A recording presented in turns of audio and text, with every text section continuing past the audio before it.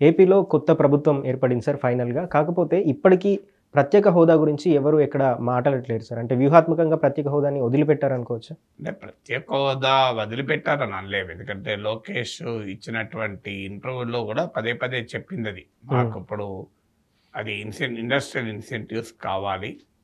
మాకు రాష్ట్రము హైదరాబాద్ లాంటి రాజధాని వదులుకున్నాం. సీమాంధ్ర ప్రజల ఆకాంక్షలకు భిన్నంగా, విరుద్ధంగా రాష్ట్రాన్ని విభజించారు. అందువల్ల మేము దాన్ని అడుగుతూనే ఉన్నాం. కానీ ఇప్పుడు మేము ఎన్డీఏలో చేరింది షరతులతో చేరలేదు.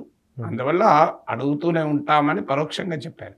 దాన్ని ఇప్పుడు వివాదం చేసే దశలో టీడీపీ లేదు. ఎందుకంటే బీజేపీకి సొంతగా మెజారిటీ లేకపోవచ్చు, కానీ తెలుగుదేశం పార్టీ ఇప్పుడు బయటికి వచ్చి కూడా చేయగలిగింది ఏమీ లేదు.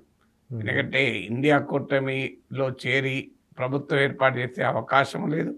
ఆ ప్రభుత్వం ఎంత స్థిరంగా ఉంటుందో తెలియదు. అందువల్ల అది కూడా ఈ మధ్యనే ఎన్డీఏలో భాగంగా ఎన్నికలకు పోయి మళ్ళీ ఎన్డీఏ నుంచి బయటికి రావడం అనేది సాధ్యం కాదు. అందువల్ల వితిన్ ద ఎన్డీఏలో ఉంటూ దానికి ఏదో ఒక రూపంలో సాయం పొందాలి అన్నది ఒక లక్ష్యంగా పెట్టుకున్నట్టుగా కనబడుతుంది. ఎందుకంటే లోకేష్ ఇంటర్వ్యూలో కూడా ఏ ఒక్క విషయమే ఉండదు, అనేక ఇతర అంశాలతో పాటు ఈ అంశం కూడా ఉంటుందని. అందులో Polavaram, Amaravati, Visakha steel plant, ports, రేవుల development, electronics manufacturing, chip manufacturing, industrial investment, ఇలా చాలా విషయాలు చెప్పాడు ఆయన.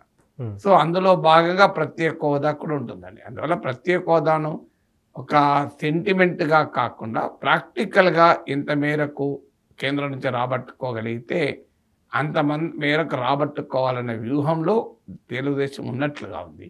అందువల్ల దాన్ని మళ్ళీ ఒక డిమాండ్గా ముందు పెట్టి ఇతర బీహార్ నుంచి కూడా మళ్ళీ ప్రత్యేక హోదా కావాలని వస్తారు. ప్రత్యేక హోదా ఇప్పటిదాకా సాధ్యం కాదన్న బీజేపీ మళ్ళీ వెనక్కిపోయినట్టుంటుంది.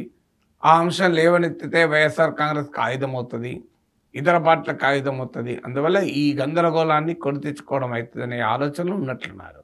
అందుకే ప్రత్యేక హోదా పైన ప్రత్యేకంగా అల్లరి చేస్తానికి టీడీపీ సిద్ధంగా లేదు. సందర్భోచితంగా వాటిని ప్రాక్టికల్గా ఏవి సాధించుకోవాలి, ఏవి సాధించుకోగలరు అనే యాంగిల్లో పోతున్నట్టుగా కనబడుతుంది.